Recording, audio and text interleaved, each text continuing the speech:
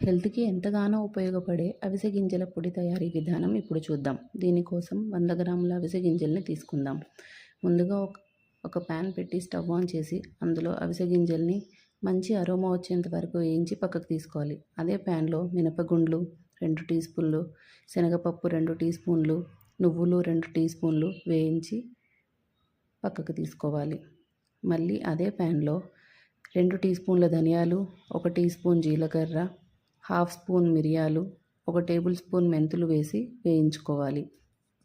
వాటిని కూడా పక్కకు తీసుకుందాం.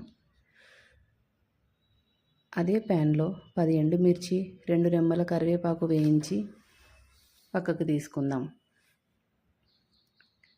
వీటన్నింటినీ చల్లారాక ఒక మిక్సీ జార్లో వేసి అందులో 1 టేబుల్ స్పూన్ ఉప్పు, 7-8 వెల్లుల్లి రెబ్బలు వేసి మెత్తటి పౌడర్లా వేసుకుంటే